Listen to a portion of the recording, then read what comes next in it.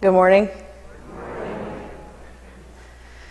I like to start my new year totally low-key, no pressure at all.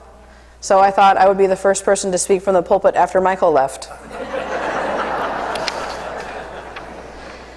It's working out great so far. I also love that we keep trotting out my national champion speaking experience, because that does not add to the pressure in any way, shape, or form. None whatsoever. I'm so happy to be here and to talk to you all, especially after Michael's departure, because I do think it's a tremendous opportunity for us to talk about some important things. So I'm actually going to start talking about football, because maybe you're all ready to switch from the baseball that Michael used to talk about. And I say that actually as a Cubs fan who always appreciated Michael's Cubs references. I liked them a lot. But I am going to switch to football, and I'm going to invoke the greatest quarterback of all time. I'm, of course, referring to one Peyton Williams Manning, because I like to invoke him whenever possible, and because he has actually a pretty great story. So if you are unfamiliar with Peyton, he was drafted number 1 by the Indianapolis Colts in 1998, and he went on to have a storied, long, and successful career with the Colts, setting many, many records and leading the Colts to a Super Bowl win against the Chicago Bears in 2007. But in 2010 and 2011, he was plagued by a neck injury, and he underwent several surgeries and missed an entire season of football. His future football career was uncertain, and in 2012, the Colts were faced with the decision of letting go of the beloved Peyton Manning, the face of the franchise, or retaining an aging football player with known injuries who may never play or play the same again. So the logical choice was to let him go. But it was not without many tears, most of them shed by me. So the great Peyton Manning, who many consider to be one of the greatest quarterbacks to ever play, was faced with the reality that the only team that he had ever known didn't believe in him. And he was cut from the team amid the uncertainty of his future and the growing fear that he may never play again. But he was cautiously optimistic, and he was full of determination, so he began the process of starting over. Now, of course, if you know Peyton Manning, you know he's nothing if not incredibly tenacious. So he chose to work harder and dig deeper than he ever had to reinvent himself. He trained tirelessly, and he worked his way back, clawed his way back, and reemerged with a new team. With the Denver Broncos, he would go on to smash previously set records for single-season touchdowns, passing yards, and points scored, and he led the Broncos to 2 Super Bowls, capping his career with a Super Bowl win over the Carolina Panthers. And it was a glorious day. Glorious. And I promise you guys, I'm not just going to talk about football. I'm actually going to stop now. But this is a story about someone who, in the face of incredibly tumultuous change, was given an opportunity to completely renew himself. And right now, we have all been given that opportunity too. We have ushered in a new year. We have said goodbye to our beloved minister, and we find ourselves at a crossroads. We can choose to embrace the transformation, or we can find ourselves completely stuck and unable to move forward and feeling pretty glum about the future. But I know this community, and we are not the types to get stuck, right? Right. We are a pretty determined lot, I feel. So this morning, I'd like to talk a little bit about change and how scary it can be, and the tremendous opportunities that come with a fresh start, and some things that I would like us to keep in mind as we move forward. And the first thing I think we should do is just acknowledge that change is super scary. It is. There's an old cartoon with side-by-side shots of a group of people, and when asked, how many of you want change, they all excitedly raise their hands. You might have seen this. And then in the second panel, when they're asked, how many of you want to change, they all lower their hands. Nobody raises their hands.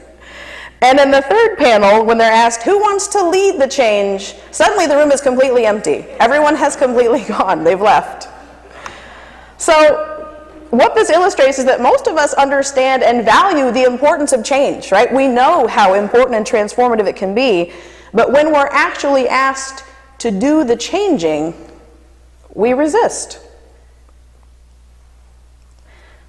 Why do we do that? Well, change is terrifying. There's a familiarity and a comfort that comes with stability. And culturally, we're predisposed to avoid it. Think about how many euphemisms for avoiding change we actually have. Don't upset the apple cart. Don't rock the boat. Just let sleeping dogs lie. Don't make waves. Don't raise a stink. Don't stir things up. So we all say that we want the change, but when we're asked to push outside our comfort zones, we shy away from anything that feels new or uncomfortable or risky. And it's understandable. You are probably familiar with Harvard business professor and change expert John Kotter and his theory of change. And he gave us many, many reasons why people are afraid of changing. Fear of the unknown, fear of failure, fear of losing control, fear of losing our security and our stability. It can all feel very overwhelming and very, very frightening. Peyton Manning literally had a spinal fusion surgery. He literally had to relearn how to grip and throw a ball all over again. And there was a period of several months where he couldn't even throw a ball 5 yards. I don't even think you need to know football to know that that's not very long, especially for a quarterback. And he also lived with the threat that one tackle could paralyze him for the rest of his life. Now that is fear. So thankfully we may not be in quite as dire of straits, but we may still find ourselves confronting some uncomfortable realities. So how do we learn to let go of fear's grip and take advantage of the fresh start? In your order of service, you should have received an insert. If you can get it out now.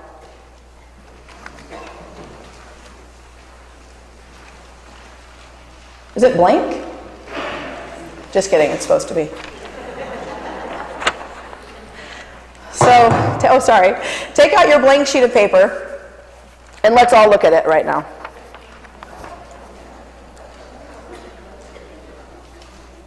What do you see? Okay, what else do you see?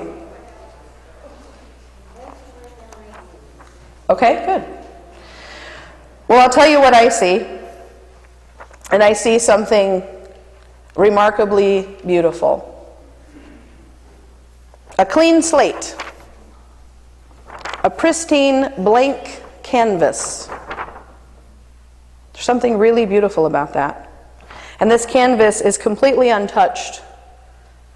And there is so much possibility that lies in a blank piece of paper, right?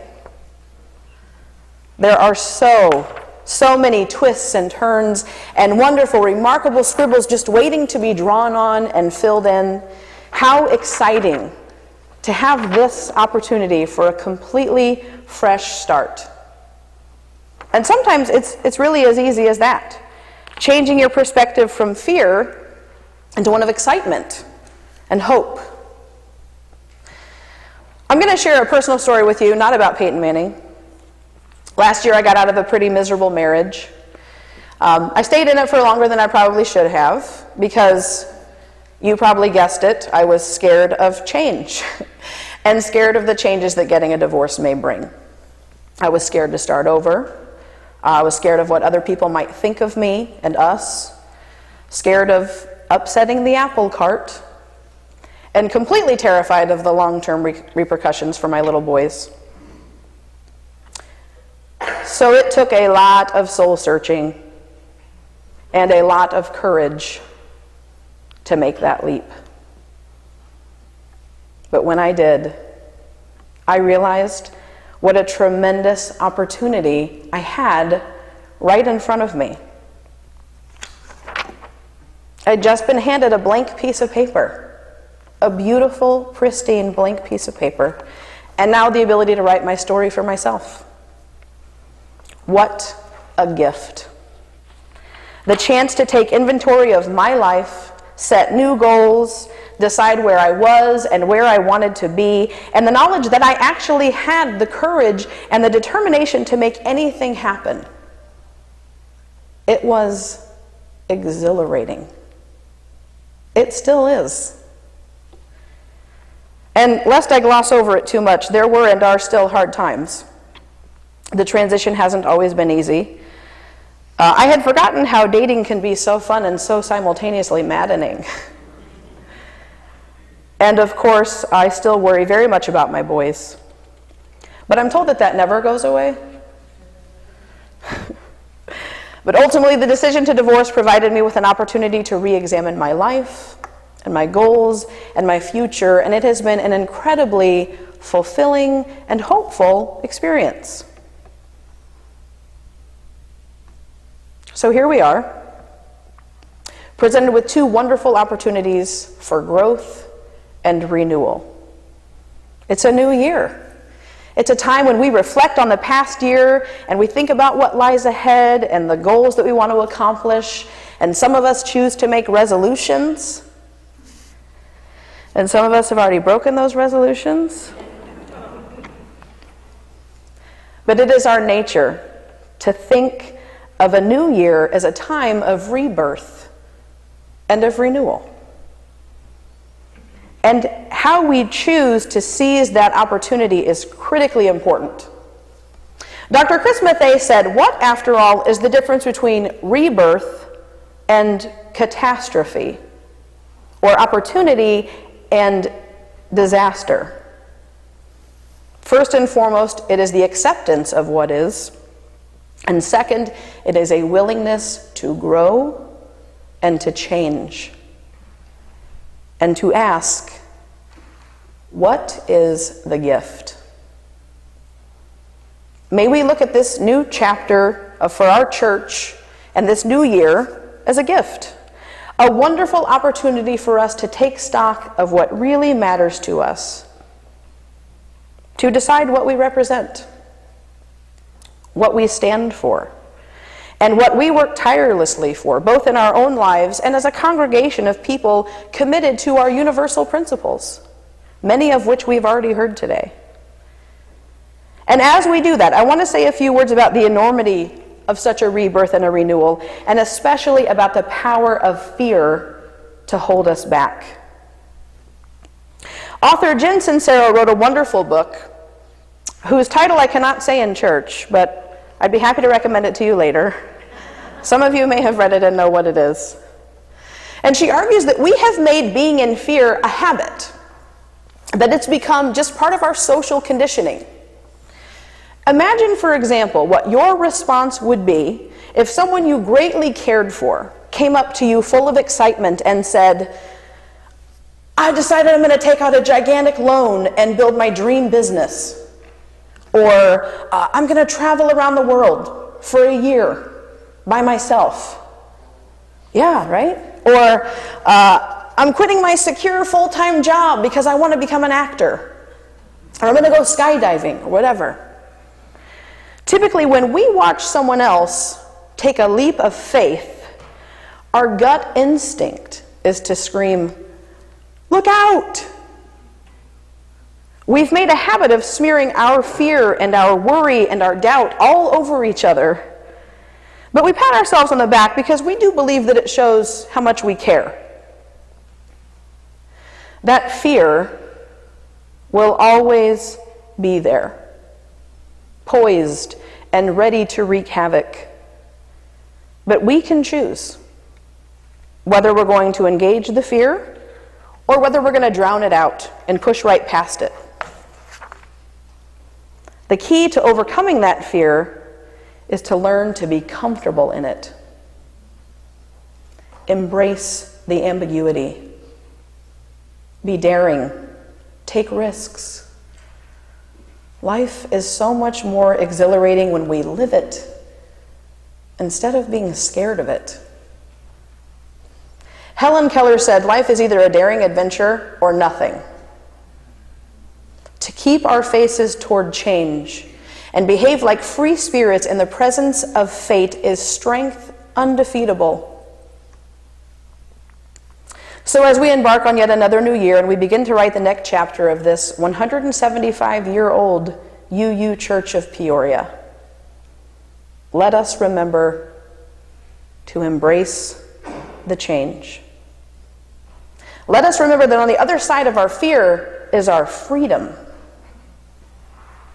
Let us remember the words of our beloved minister, Michael Brown, who just last week reminded us that one of the universal meanings of life is to practice the spiritual discipline of fun and to experience the rapture of being alive. I love that. The rapture of being alive. Let us remember to be bold, to take risks, to have faith, to live in the moment, to strike out and never stop growing. True renewal demands our very best efforts, our most courageous actions, and our unwavering faith in our values and in each other. Ours is a powerful, loving, capable, and yes, courageous community. I hope that each of you individually moves forward and fills your blank page with exciting and meaningful adventures. And I hope collectively we will renew our faith in this church, in this community, and our innate ability to choose a leader as amazing as the one we said goodbye to last Sunday. I know that Michael was the only minister I've ever known as a member of this church, but I feel pretty confident that he is the Peyton Manning of ministers. I am just as confident that, like the Colts went on to draft Andrew Luck, who was dominant yesterday, thank you very much, that we will find our next court minister, and they will be dominant as well. Together, I believe that we can lead the change boldly, embrace the hope of new opportunity, and cast fear to the side as we embark on our own renewal. Thank you.